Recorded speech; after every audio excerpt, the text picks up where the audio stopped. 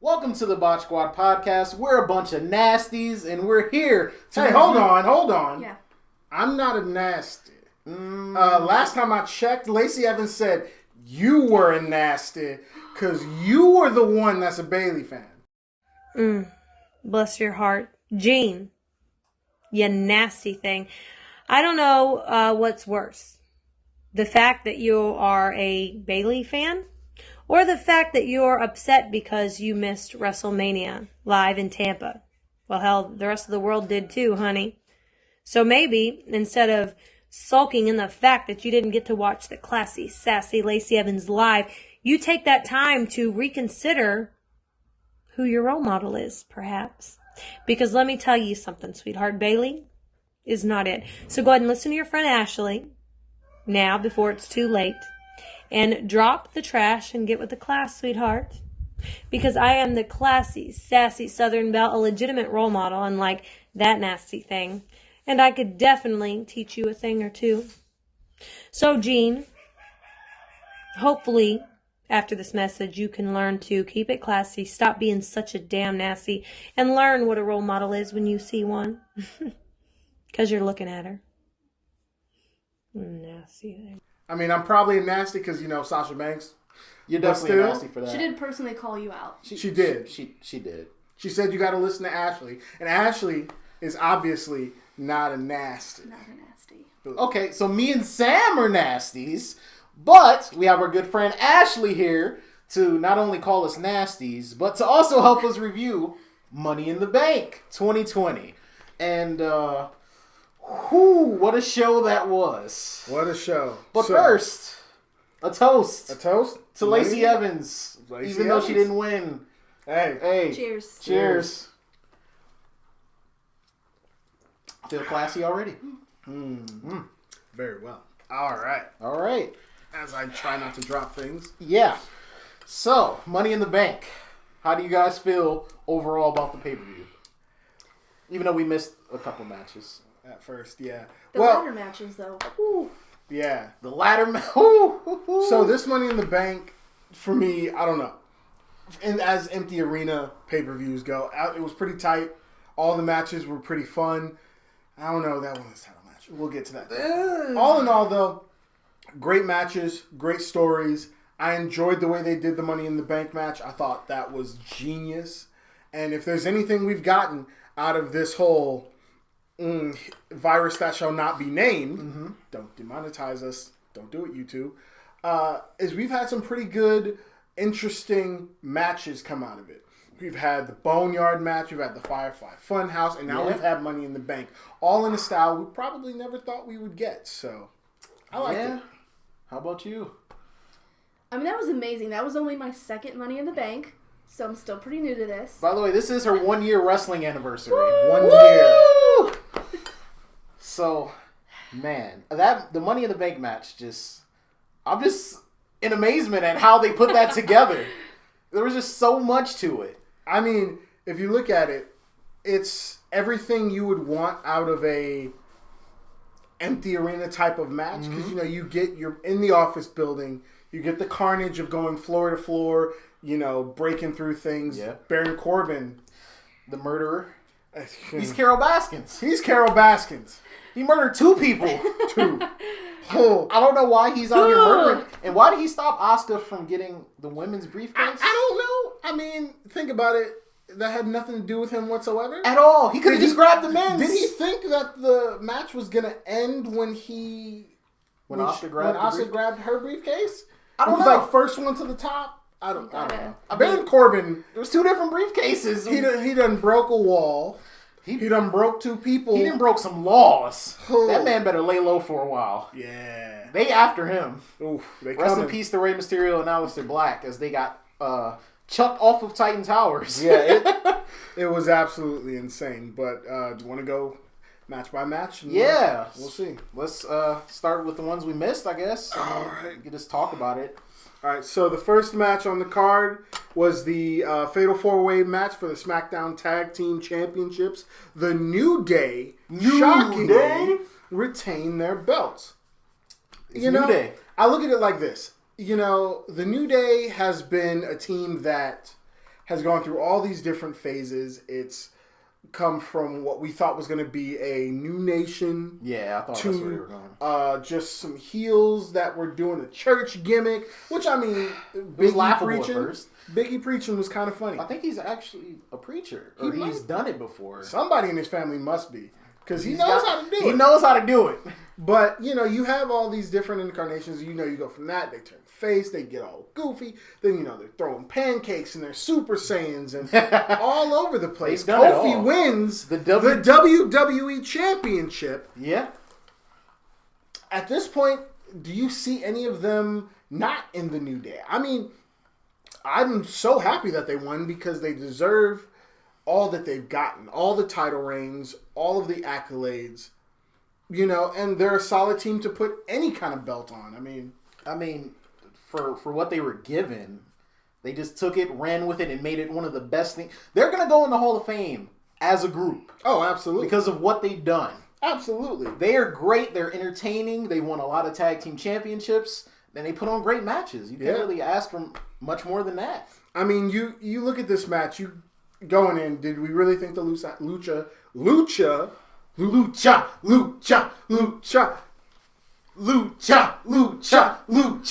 House Party was going to actually win that match? No, I didn't think so. The Forgotten Sons, they're coming up.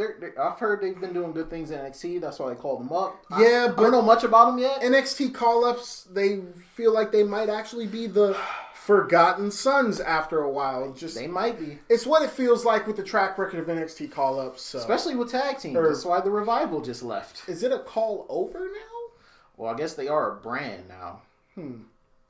Well, either way, I honestly didn't think they were going to do it. I didn't think they were going to hotshot the titles back to the Miz and Morrison. No. Miz and Morrison have been some MVPs since they've been back together. They have. I've loved their gimmick. Hey, yo. Hey. Or is it hey, yeah. Miz and Morrison. Hey, ho, ho.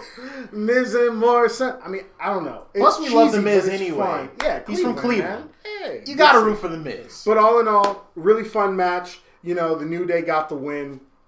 Absolutely great. Yeah. I think a nice, decent little title reign. Couple good feuds in there. You know, Miz and Morrison will probably drop off, but I wouldn't. Oh, the Usos are hurt, aren't they? Jimmy Uso just got hurt. He's going to be out 6 to 9 months. Well. I always love their matches. It's just like, people are like, oh, break up the New Day. We're tired of seeing. They're great, especially when they're with the Usos. Exactly. But hey, we're not going to see that for a while. If the New Day, takes it to SummerSlam, I wouldn't be mad at it. Hey. Have a nice blow-off match with somebody at SummerSlam, that wouldn't be bad at all. I'm down for that. All right, the second match we had on the card was the WWE SmackDown Women's Championship match. Bayley versus Tamina. What'd you think? Why did that match happen? Just, why? Because someone... Oh, you know what? I got to be classy. We're talking about Bayley. Well, I look at it like this. If I gave that match a grade, 4 out of 10... 4 out of 10. I'm giving it a Bret Hart 4 out of 10. Because, I mean, honestly, what was the point of the match? I mean... To give Tamina a championship match, I guess. I didn't care about the story. I mean, Bayley carried the match because Tamina's just sloppy. And I know that sounds mean, but, like, I've never really cared about what Tamina does at all. It's been pretty bad most of her career. So her best moments were probably in Team Bad with Sasha and Naomi. Yeah. And even still, she was still overshadowed. Who would you rather see her paired up with? As in tag team? Or no, like for this match. Instead of Tamina, I would have put her with Becky Lynch. Have a champion versus champion. You have the women's Money in the Bank ladder match, so why not have the champions go at each other? Yeah, but I have no problem with that match whatsoever. But they try to save that for Survivor Series. The one time a year where SmackDown, Raw, and NXT battle it out for supremacy. But now it's a triple threat match now. You know what? If it was if this was Survivor Series, it would have been Becky versus Bayley versus Charlotte again. With Sasha in Bayley's corner. We haven't had all 4 of them in a match since NXT. Yeah, but still. Yeah. I mean, but it would have been a one-on-one champion versus champion. I don't see why they had to make a title match with Bayley, and then we don't see Becky. And then they're going to say, like, the winner of the women's Money in the Bank match is going to confront Becky? Why? You can go after either title. Yeah, I don't know. That's why I'm like, champion versus champion. It didn't even have to end in somebody winning. Sasha could have interfered, and, you know. Honestly, I look at it like this. All of this was doing was pushing forward that Sasha Bayley story dynamic. They're eventually going to fight again. Yeah, they're gonna have to have a match. It's coming down the line. Honestly, that's what I'm thinking for SummerSlam. Sasha Bayley, SmackDown Women's Championship, and then you have the winner of the Money in the Bank match now lurking in the background. Yeah. So either champion isn't really safe with that briefcase out there. So. I mean, it kind of made it seem like the winner of the match was just going to go after the Raw champion regardless because of the Bayley and Sasha story. It very well could be. We got to see what's going to happen going forward. But all in all, I mean, it did with the promos before the match itself, Sasha's interference, the way it worked out, and the way it looks like that Sasha and Bayley are back on the same page. Mm-hmm. I thought this really did a good job of giving this a bit more legs going forward before we actually have them split up. We can tease it for a couple more months leading into SummerSlam if, SummerSlam happens because, I just got virus an idea. That must not be named. Just got an idea. One, because he died and got thrown off of the Titan Towers. Oh, yeah, that. And two, because I'm wearing an Eddie Guerrero shirt, they could do what they did with Eddie and Ray. Oh, there. Sasha's just like, hey, you've beaten everybody. Let's have a friendly match. Yeah. You have no competition. You know I'm a great wrestler. We're best friends. Why not have a friendly match? Yeah. And then it just turns into, maybe Sasha beats Bayley. And then she's just like, yeah, look, I won. And then Bayley's just like, you beat me. Again. I don't like that. And then, Sasha's just like, hey, it was a good match or whatever, and then just something like that. Flip that face heel dynamic between Sasha and Bayley that we got in NXT and flip it on its head for the main. Because when they square off, it's going to be great. It might not be TakeOver Brooklyn, which is probably the greatest women's match I've ever seen. Yeah. But them two fighting together is always great. I'm never going to turn down a Bayley versus Sasha Absolutely. match. I'm really hoping that we get that for SummerSlam, and I'm really hoping they continue to build this story to something that's going to be absolutely amazing. I mean, honestly, they have people that can come in and fill in the interim before they break up. Yeah. That's why we have a match like with Tamina. They're just holding off until it's time. Exactly. I know how you feel about Bayley because, she's a nasty.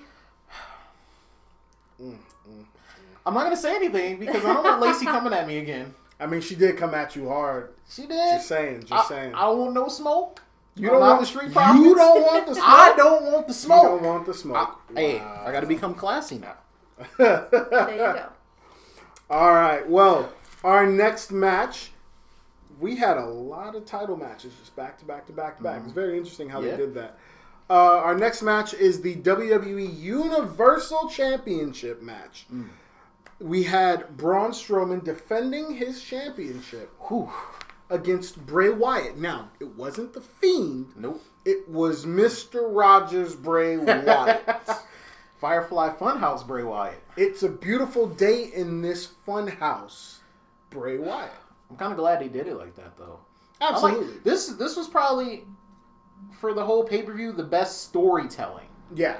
Because of their history in the Wyatt family, how Braun used to be the black sheep. Bray's trying to get him to come back home. He's not the Fiend, he's just Bray. Yeah. But he's also showing that Bray Wyatt can still wrestle. It's not just, the Fiend is just dominant, but Bray Wyatt can still be dominant as well. I really enjoyed watching Bray in this match because you really see how adaptable he is, how this version of his character moves differently than the Fiend does. The way he takes moves, the way he's attacking, the way he's doing everything feels like a different person. And that's a credit to Bray Wyatt, and it's a credit to Braun Strowman. It is. They put on a very, very good match. I enjoy the storytelling that happened in this match. I loved the moment with the sheet mask. I love that how he lured him in. I love that they showed that Braun Strowman's not just a dumb brute anymore like we all thought when he was in the Wyatt family. Like he was just the muscle. Exactly. He just shows up in the Wyatt family. He's quiet, got a mask on going. He's tall, and he will destroy. Because for a while, they wouldn't let him touch the ground. Exactly. they wouldn't. It was just he was the muscle of the group. Yeah, and the thing is, he has evolved so much as a character, and I understand with the whole virus and Roman and Goldberg and that whole mix-up and what happened with that. His opportunity came. And he's making the most out of it, and you see that. And I honestly like him as champion right now. And I like that he's feuding with Bray, and if there's anyone that can get a good story, at least in this last, half a year that we've been going, it's Bray Wyatt. He's been one of the hottest things going. And I know with Goldberg beating him, and then... Can we never put the title on Goldberg?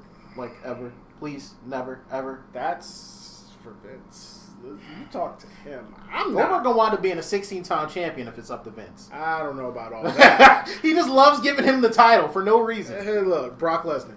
But honestly, I enjoyed what they did together. And I enjoyed that now you see where they can go with this. I love that moment where Bray Wyatt goes... I told him all I had to do was come get to you. I could get to you. I could find you and bring you home.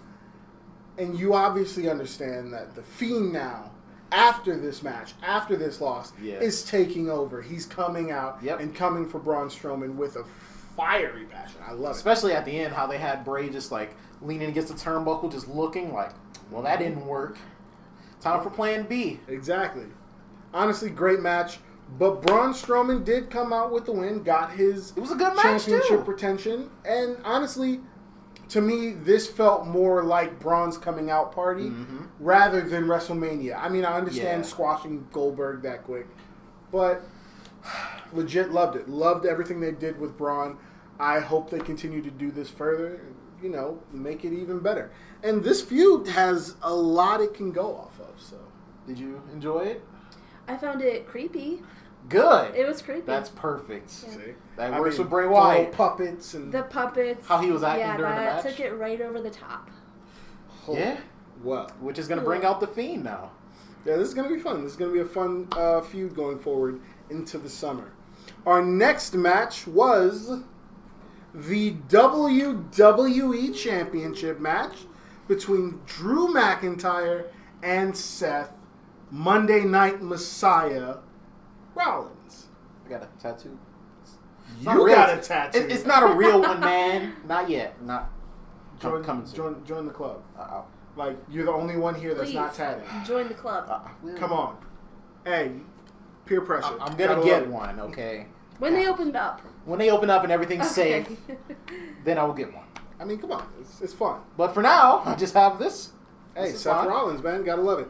I really, really was surprised at the match that came out of this. Yeah. For Seth Rollins to be his first opponent after having that WrestleMania match. He had Big Show after WrestleMania. Do we really count the Big Show at this point? And then they showed it on Raw as the main event. Yeah. It was just like... Well, what'd you think? What'd you think about this match? Okay, so Bray and Braun were match of the night for storytelling. But in terms of physicality and just a knockdown, drag-out match, this was match of the night. I really enjoyed this match. Drew McIntyre just proving why he deserved to be WWE Champion. And Seth Rollins, without having, Authors of Pain and Buddy Murphy, showed how great he is as a wrestler. Absolutely. How great he can go against anybody, big or small, and how versatile he is, why he's probably the best member to come out of the Shield. Seth Rollins is great. I enjoyed this match. Absolutely. I mean, if you look at the back and forth of this match, you would think with someone looking as big and strong and very Vince heavy kind of Batista, John Cena, that giant among men that Vince loves. Vince loves the giants. I mean, you see a guy like that, and then you see a guy like Seth Rollins, who is a smaller guy, but is super athletic. He is. He's skilled in the ring. He knows what he's doing. I love that you can still get that back and forth from him and a guy like Drew that maybe you wouldn't have seen from someone 10, 15 years ago. Yeah. Maybe. Honestly, though, I thought this was a fantastic match. I thought, watching how this match unfolded, seeing, okay, Seth loses, but he loses in a way that doesn't really make him look bad. Yeah. I mean, I wouldn't mind seeing a rematch of this. I wouldn't either, and especially because, like, after the match, Drew paid respect to him. Yeah. And it wasn't the typical heel, I'll shake your hand and then I'm going to beat you up or something. Exactly. Seth literally respects him. Yeah. And it was such a great match that, you know, the handshake at the end was great, but they can go at it again because Drew... I was honestly surprised that they did the handshake spot. I didn't expect it. I didn't either, but it was very interesting. I don't know if they would then just take this into a rematch, or if they're going to give Drew another opponent going forward, because we're building to Backlash now. Right. And, you know, going forward, we might be able to see something different. But I just want Drew to be able to take this title, to be in front of a live audience, to get that pop as WWE champion. He deserves that. Absolutely. So, you know, I'm curious to see what they're going to do with this. If they're going to just continue Monday Night Messiah going after him. I like his gimmick, too. Seth Rollins. And he has new entrance music. Absolutely. I think it's fantastic. But honestly, going forward, I really want to see what they do with Drew McIntyre, because he's got it right now. Yeah. You know, he looks the part. He's backing it up in the ring. On the mic, he's doing really good. I look at Drew McIntyre and I'm like, that Claymore kick, he can literally hit that out of nowhere. Absolutely. It gives you that Randy Orton feeling with the RKO. Mm-hmm. And Drew is like such a big guy, you wouldn't expect his finisher to be running at you with a boot just so quick. It's not just like a big boot like a Kevin Nash or Taker. Yeah. It's quick. It's Absolutely. Like he turned around and just hit him. Yeah. It's so sudden, so quick. He's so athletic. I just enjoy him. He has the total package. He's everything you would want out of a champion. He's got that athleticism of someone the size of Seth Rollins. But he's got that strength and intensity of a size like Braun Strowman or a Big Show or a John Cena, Batista type. Yeah. You know, so he's got it. And now he has the belt. So let's see where he goes from here, you know? Him going away from the WWE for so long is probably the best thing that ever happened to him. Absolutely. Because then he came back in NXT and he was great. And then he came up to the main roster and he's just been great ever since. Yeah. They're finally doing something with him. Absolutely. The longest they had him just losing to Roman and just not doing anything. But having him win the Rumble and then win the title, it looks like it was a great decision. If we're looking at the people that have beaten Brock Lesnar in this monster push he's had since beating The Undertaker, I mean, it's not been many. But it's not been as believable. I mean, it's like, yeah, okay, you got Goldberg. Goldberg, okay, cool. Makes sense. Man, it's not been many people to beat Brock. You got Goldberg. Seth, you got the Romans that you know put up a good fight. You got the Braun Strowmans that sort of put up a fight. Yeah. I loved that AJ Styles match. Yeah. But did you believe AJ was going to beat him? Nope. Seth Rollins. That was surprisingly shocking. To open up Mania last year. Yes. He just came out and beat him. I was like, oh, okay, that was a surprise. Exactly. But even then, it was a surprise. Yeah. You look at a guy like Drew McIntyre and you look at him and say, no.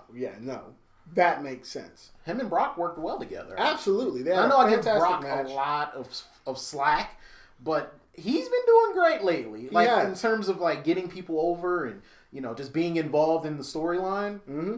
He made Drew look really good. When Brock cares, Brock cares. Brock is great. They just don't let him be great with certain people. I just don't understand. It is like what Kofi. It is. Let's not talk about it. Well, all right. So then we had the joint main event, Money in the Bank, Tower, Ladder, Cinematic match. Experience. Yeah, that's a better word. Experience. I like experience. Absolutely. All right, so let's look at how it started. You know, you had everybody coming out, you know, different entrance music into the building. Yeah. What did you think about how they started these matches? You know what? I'm going to let her start because you saw your first Money in the Bank match last year. That was your first wrestling experience. Yep. Then the jump to this. How was that for you? I just found it refreshing after seeing so many matches the past 2 months in an empty training center. Yeah. This, I think, brought new life. Like, this was the first time I've been excited in a long time, and I'm like, whoa! I thought it was great. They could have easily did both matches inside the empty performance arena. And, winner. In the bank. Cool. Yep. Whatever. Nobody cares that much. But this was something I've never seen before. I've never seen a dual ladder match, first of all. In an office building where the ladders are around a ring on top of the building where both briefcases are hanging up. This will be the equivalent of a women's championship and a WWE championship ladder match at the same time. Yeah. Inside of a building. Yeah. It was great. Absolutely. I mean, I enjoyed most of this match. I mean, you have so many moments that I just couldn't stop laughing. Yeah. I mean, Otis dropping the bar on AJ Styles and pinning him there. And then AJ begging Ray to get it off of him. Ray's just like, I should help you, but you know what? Nah. Karma. He did die after that. R.I.P. to Ray. You had, I think, moment of the match for me, specifically, if you see what I'm wearing, was when AJ opened the door after seeing the Taker sign. I love how he played his music too. And he opens the door and it's just Taker everywhere. Just Taker theme, casket, lighting, all of that. And he's just like, nope. Turn around, Aleister Black throws him in there, locks him in, his walks evil, away. Little dark persona, just like, I know what I just did. Oh, that was the moment of the match for me.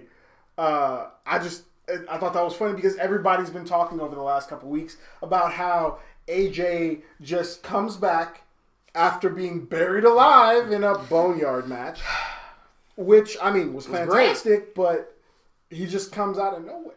He came back on Raw, beat Humberto, earned a spot in the match, and then it was just great having him in this match, though. Absolutely. I love how he's still rocking the OC shirt because, Gallows and Anderson are gone, but he said he was still going to rep for his boys. Hey, the only club that matters, The only club that matters. The moment of the match for you. It also had to do with AJ, but it was with him and D-Bry when they were fighting and they go into the office and they're just like, yeah, whatever. And then they look and Vince is just, get out! And they're just like, oh, I'm sorry, sir. AJ's like, wait. Get the chair. Sorry, sir. Sorry. Absolutely. That was just great. Because I didn't expect to see Vince. Like, we got a lot of cameos, by the way. Yeah, some of those cameos, man. Oh, that was hilarious. What was your moment of the match? I don't think I had a particular moment. It was all those little cutaways, the comedic cutaways they did. Like, I feel like they really utilized that building, the office space. They did. Yeah. Like, they're throwing trash cans, they're breaking mirrors, they're... Food fight. Baron Corbin definitely took a 45-pound weight and just tossed it at the mirror. I was just like... And into the wall. Yeah, he put a hole in that wall. 2 holes, I think. Jeez. You got Paul Heyman sitting there trying to enjoy a feast, and then they... I like how the men and the women fought each other. Like, I'm pretty sure Shayna choked out Ray. She did. Ray took some punishment in this match. Ray, man. R.I.P. He just had the worst time got choked in this out. match. And then she let go and he got rammed in between Otis and Nia Jax. Oh. Dang. Ray just got tortured before he died. Yeah, he just had the worst match. Just, oh, man. Jeez. Karma. So what happened to help AJ? But no, I really enjoyed that. Like, a lot of the little gags they did, the people power. And then Bruce Pritchard, oh my God, I think I popped the most for that. Oh, yeah. He just came out of the bathroom, just brother loved up. Ray's just like, yeah, what's up? I just went crazy. Man. I listened to his podcast, so. You cannot tell me Bruce Pritchard didn't look like Donald Trump with that orange Halloween pumpkin face he had. And then him and Laurinaitis had on like the same suit. Why was everyone in white suits except Paul Heyman? Like, people power. But no. And then Stephanie Like Dana thought she won the match. So does Dana win the money that was in that briefcase? We never did see her after that. Maybe she took the money and just bounced. I mean, we saw her a little bit. Yeah, because she got knocked with the. Maybe when she came to, she was just like, I did grab that money. Payday! I don't know. It gave me flashbacks of $1 Million Mania and all those times I tried to call in. Oh my God. It's all about the money. Oh. That was depressing. Yeah. We tried to call so many times. But Money in the Bank was truly a fun time. Can we talk about the elephant in the room? And by the elephant in the room, I mean the elephant off the side of the building. So we alluded to it a couple times. Alluded to it a couple times. Baron Carol Baskin Corbin. This man committed double homicide. Yeah. And Money in the Bank. Yeah. And then had an R-Truth moment, too. Yeah. Why did he... I don't know why he tried to stop Asuka. So, if you haven't seen it, definitely go watch this match. But there's a moment where Asuka is ascending the ladder to get the briefcase. Baron Corbin comes up the other side of the ladder and starts trying to stop Asuka from getting the briefcase, even though it wasn't his briefcase. If she got her briefcase, he could just grab the other briefcase. Is he stupid? I think he's stupid. Yeah. He is. Like, I don't know if this quarantine has, like, had that effect on him, but, I mean, he must have been sitting in a dark room by himself for too long. Maybe he's having flashbacks of when he won Money in the Bank and then cashed it in and didn't win the title. I mean, he had it right there. He could have done it, but all of a sudden he wanted to fight Asuka. And I wouldn't have gone at Asuka. Nobody ready for Asuka. MVP of this whole empty arena section of WWE. Can we talk about how she was hanging over the little banister up top as all the women made their entrance? And she's just like, I'm going to jump on y'all. Asuka, to me, has been just the best over the last couple months. I mean, she's been funny. She's been wrestling everybody.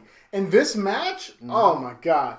She was hilarious. Dancing up the elevator, just woo! And she was smart, too. You realize? She was. This entire match, Asuka was really smart. She avoided everybody as long as she could. Exactly. And made it up to the top. And that's the only time she really had to get physical with people. Yeah. Was once she made it to the roof.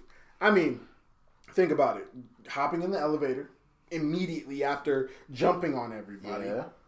Then taking that up. When they finally catch up with her in the elevator, hiding so that they think she's already gone. They can fight between themselves and she can get away. You know, every time she reminded me of a Looney Tune. She reminded me of Bugs Bunny. She did. She did. Like, gone. Is that racist? It was actual Japanese. Weep. But no, she truly felt like it never made her feel like she wasn't a credible winner. Yeah. She was just smart. She was just smart and funny and just really good recently. I am loving this version of Asuka. Asuka's great. She's been great for the longest. And even when they try to make her irrelevant, she still just takes everything she's given and just 100%. Like, I was listening to Hurricane talk about how he was the one who came up with the mist gimmick and, you know, the little stuff on her face and stuff like that. Asuka just does whatever she wants to do at this point. She's great. Absolutely. And she's entertaining, so I love Asuka. Absolutely. I'm glad she's getting another push.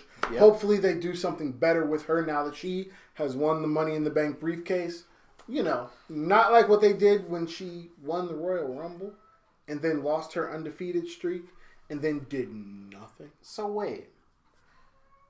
Since they've made NXT a brand, does that make the NXT Women's Championship a viable option for her? I would assume so. I mean, Charlotte won the Royal Rumble and went to challenge in NXT. So can...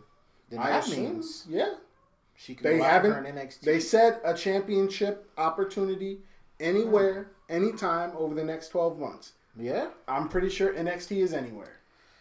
We got to talk about it now. The winner of the men's side of the Money in the Bank match. I didn't see that coming. Are you okay to talk about it? I don't know. All right, this is hard for me because I was already in shock that Baron Corbin threw Rey Mysterio off the building. And then proceeded to throw Aleister Black off the building. And then he gets in the ring and he climbs up the ladder. And AJ Styles, my boy, AJ Styles is almost there. He has his hands on it. He takes it down. Not Baron Corbin. He takes it down. He fights off Corbin. He has it in his hand. Then participates in the Atlanta Falcons challenge Oh! in typical Georgia fashion and fumbles the bag. Oh. And who catches the briefcase like he caught Mandy Rose? Otis. Otis is Mr. Money in the Bank. I can't believe it. I can't believe it, and I'm saying it. I wish I had recorded your reactions because it was instantly like, yeah, no. Oh no!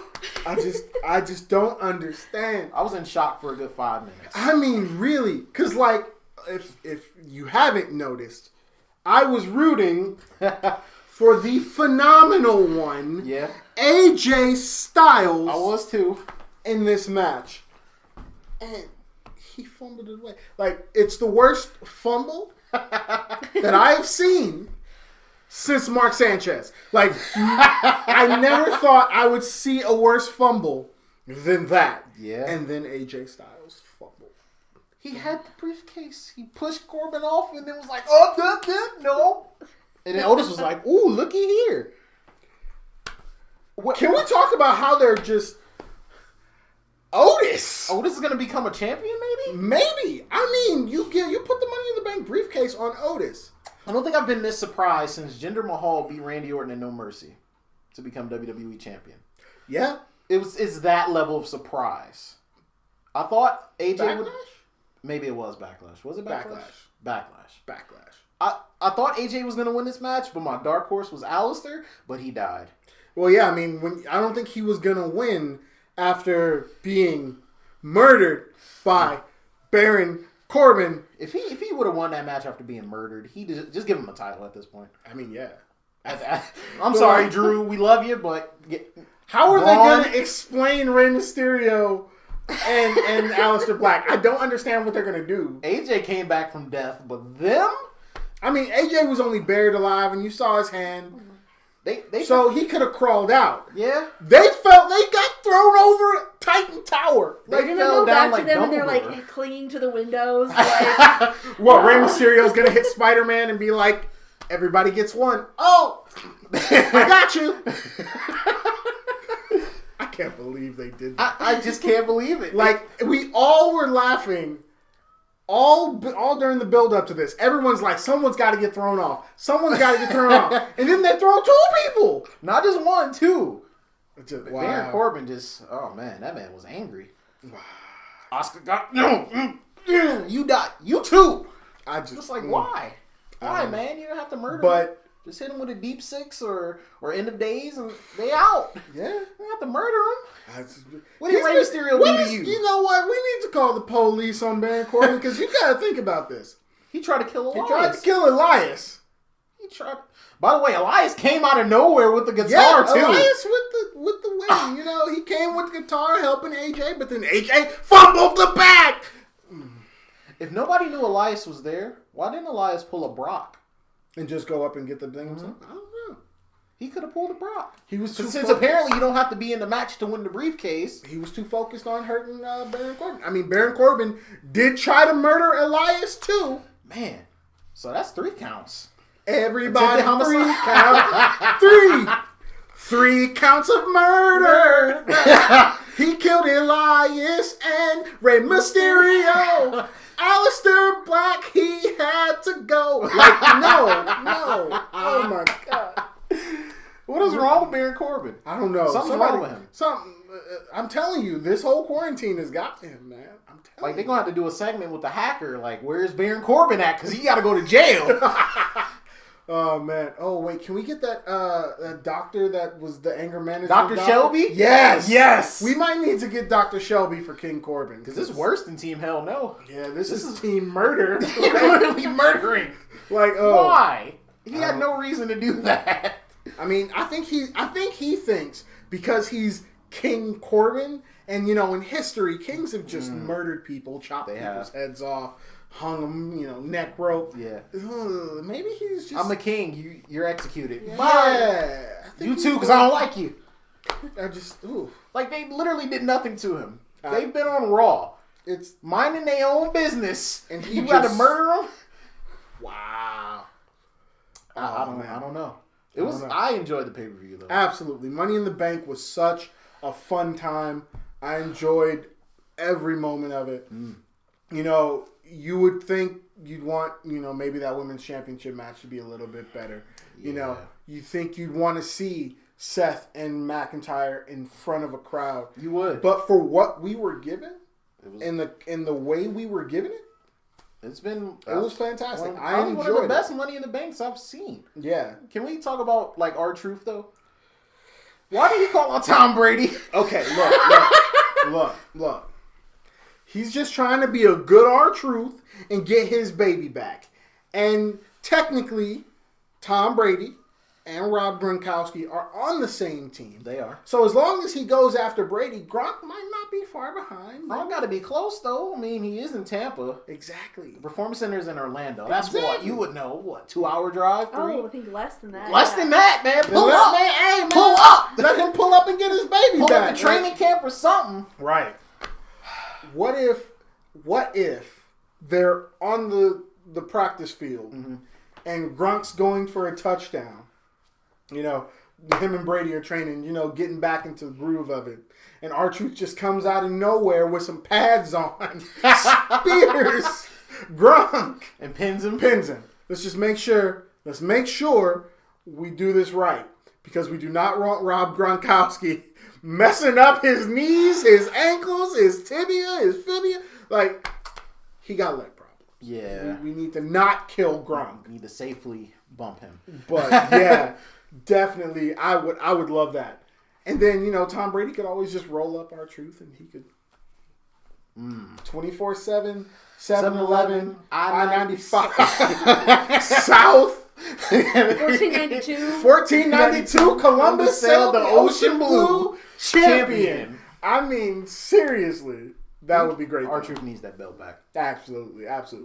But all in all, top to bottom, I enjoyed this pay-per-view. I did. Fantastic. No, I have no complaints. How about you? I agree. How was that for your 1-year anniversary? It was very good. I mean, it would have been great if Lacey... But, I mean, whatever. One time. We'll just continue to... Yep. I mean, I have nothing left. I'm going to pretend. When in doubt, pinky out. Absolutely. So, thanks everybody for watching this edition of our reactions to Money in the Bank. Money in the Bank? Money in the Bank. Happy Mother's Day, by the way, because it is Mother's Day. It is. If you're watching this, well, I mean... To all you mothers out there, still, happy Mother's Day, even though that might have been a couple hours ago. Yeah. Slap a like on the video if you guys enjoyed. Comment down below. What was your favorite part of Money in the Bank? Did you like the Money in the Bank dual ladder matches? What did you think about Baron Corbin, murdering people? And Otis, Mr. Money in the Bank? Didn't see that one coming. AJ and his unfortunate fumble. Where do you think, some of these storylines are going? Yeah. Let's start a conversation down in the comments. Like and share on this video, and we hope you had a great time. Thank you, Ashley, for joining us. Your first wrestling review. Your first wrestling shirt. I sat here quietly so well. You participated. You participated. And the more you get into it, the more you'll want to say. It's lovely. We love having you here. Thank you. We're going to have you on for more, too, if you want. I mean, I got nothing better to do except watch wrestling. Oh, that's one. Oh no, I've been hooting. For me, it's one. She's been hooting silently. For me, that's I'm one. Trying to up the count because it's real low in this video. It has me right now. I don't know, but honestly, we're glad you guys could join us here. All of our info will be down in the description down below. Make sure you go follow these guys. They're great. Some of my best friends in the world. Thank you guys for watching. We'll talk to you guys later. Peace.